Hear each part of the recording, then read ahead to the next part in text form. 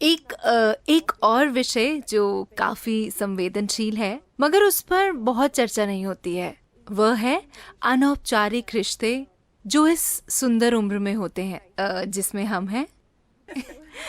अपने बारे में थोड़ी अच्छी बातें कहनी थी। आजकल लोग शारीरिक संबंध बनाते हैं, लेकिन इन रिश्तों में ज्यादा भावनाएं नहीं होती।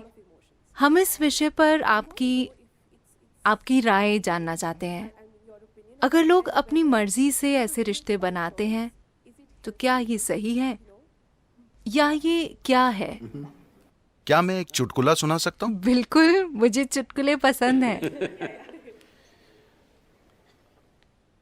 एक मिसेस भाटिया थी। कोई भाटिया तो नहीं है? मैं नाम बदल सकता हूँ। एक मिसेस भाटिया थी जिनकी शादी की 50वीं वर्षगांठ थी। वर्षगांठ मनाने के बाद अगले दिन उन्होंने तलाक की अर्जी दे दी। जज ने तलाक की अर्जी देखी।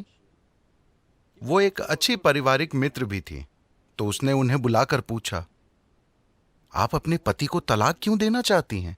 वो इतना प्यारा आदमी है। आप उसे तलाक क्यों देना चाहती हैं? आप किस आधार पर उसे तलाक दे रही हैं? वो बोली, वो मेरे साथ वफादार नहीं रहे, वो मुझे धोखा देते रहे हैं। आप इस नतीजे पर कैसे पहुंची? आपने कल ही शादी की 50वीं वर्षगांठ मनाई थी। कल तक तो आप ठीक थी, फिर क्या हो गया? मुझे बीते दिनों की बहुत याद आ रही थी, तो मैंने फोटो एल्बम पलटना शुरू किया। फिर मैंने देखा कि मेरे 5 बच्चों में कोई भी उनके जैसा नहीं दिखता।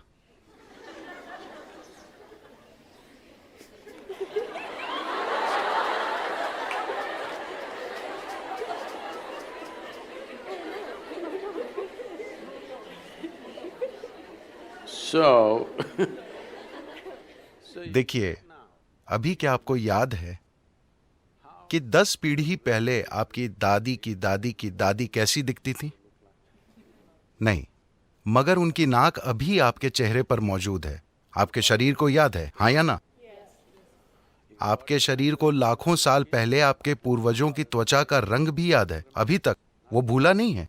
तो जिसे आप मेरा शरीर कह रहे हैं, वो यादों का एक बहुत बड़ा संग्रह है ना? आपके दिमाग में मौजूद यादाश्त बहुत कम है। आपके शरीर में मौजूद यादाश्त, There is evolutionary.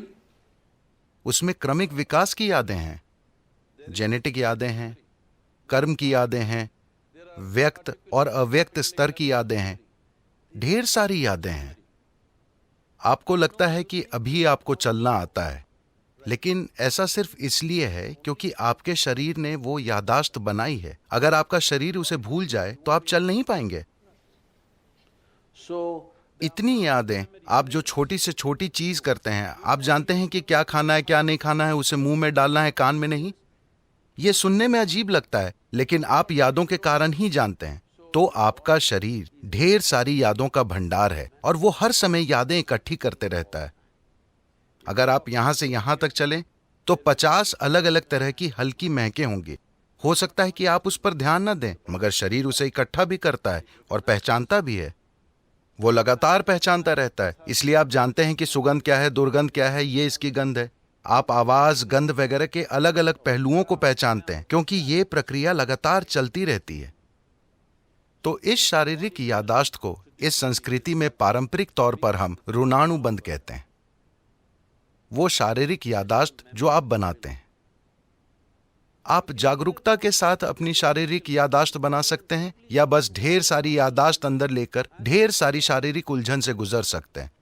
तो जहां कहीं भी प्रभाव होता है, मुझे पता नहीं कि आपकी पीढ़ी में लोग अब भी ये चीजें जानते हैं या नहीं, मगर अब भी बैंगलोर में ऐसे लोग मिलेंगे जिन्हें अगर आप नमक देने की कोशिश करेंगे तो वे उसे नहीं लेंगे। वो कहेंगे वहां रख दीजिए। अगर आप उन्हें तिल देने की कोशिश करें तो वो कहेंगे उसे वहां रख दीजिए, क्योंकि उन्होंने कई पदार्थों की पहचान कर ली है जो आसानी से आपकी यादाश्त को लेकर मुझ तक पहुंचा सकते हैं अगर मैं वो चीज ले लूं। मुझे वो यादाश्त नहीं चाहिए। यही वजह है कि आमतौर पर इस संस्कृति में एक दूसरे को छूना, हाथ मिलाना, ऐसी चीजों से परहेज किया जाता है। हम अपनी ही दोनों हथेलियां मिलाकर नमस्कार करते हैं क्योंकि हम यादाश्त नहीं इकट्ठी करना चाहते। क्योंकि अगर मैं इसे बस छूता हूं तो ये इसे भी याद रखता है। आप अपने 4 दोस्तों के साथ इसे आजमा कर देखें। आप उनके हाथों को छुएं, याद रखने की कोशिश ना करें। हर दिन बस उनके हाथ छुएं और भूल जाएं। कल अगर वो आकर आपको छूता है, आप जानते हैं कि ये उसका हाथ है ना? तो शरीर याद रखता है, ये दिमाग में नहीं है। शरीर की यादाश्त होती है, इसे ऋणानुबंध कहते हैं। जब यौन संबंध बनते हैं या ऐसी कोई अंतरंगता होती है जिसमें विचार, भावनाएं और शरीर शामिल हों, तो आपके शरीर में जो यादाश्त रह जाती है वो बहुत बड़ी मात्रा में होती है।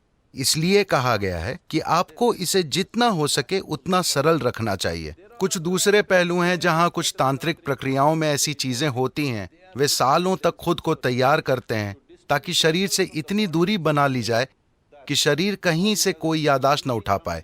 इसे एक साधना की तरह किया जाता है, बेलगाम संभोग की तरह नहीं। so तो सवाल नैतिकता का नहीं है। सवाल ये है कि आप अपने जीवन में अपने साथ क्या करना चाहते हैं। if you want to be in such a way that अगर आप इस तरह जीना चाहते हैं कि आपके जीवन में आपकी भीतरी बुद्धि सबसे प्रबल चीज हो, आपका भौतिक शरीर नहीं, तो आपको शरीर की यादाश्त को जितना हो सके उतना सरल रखना चाहिए। इसलिए सादा भोजन, लोग बिल्कुल सादा भोजन करते हैं। अब भी मैं दिन में एक बार भोजन करता हूं और भोजन में सिर्फ एक चीज खाता हूं, 10 नहीं। मैं वो चीजें दूसरे दिन खा लूंगा, मगर आज मैं सिर्फ एक चीज खाऊंगा। क्योंकि काफी फर्क आप आजमा कर देखिए, सिर्फ मेरे कहने पर मत जाइए। खासकर जब आपकी परीक्षा का समय आता है, सादा भोजन कीजिए और देखिए कि उससे कितना फर्क पड़ता है। आपकी बुद्धि कैसे काम करती है, आप कितना सतर्क रहते हैं, सब कुछ।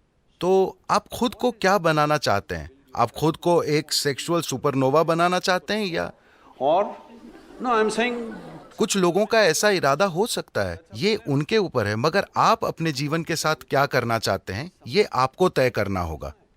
अगर आपने ये तय किया है तो ये बहुत महत्वपूर्ण है कि आप अनजाने में भारी मात्रा में यादें ना इकट्ठी करें, because this will lead to क्योंकि बाद में आप देखेंगे कि आपके लिए शांत और खुश रहना बहुत मुश्किल होगा, चाहे कुछ भी अच्छा हो रहा हो, simply because they क्योंकि शरीर में उलझन भरी यादें मौजूद हैं। जब इसी प्रकृति का कुछ और आता है तो शरीर में उलझन भरी उथल पुथल होने लगती है। शायद आपके दिमाग में यह ना आए, just physically ये सिर्फ शारीरिक रूप से होता रहेगा। तो ये चुनाव आपको करना है। ये नैतिकता का सवाल नहीं है, ये सवाल है समझदारी से जीने का।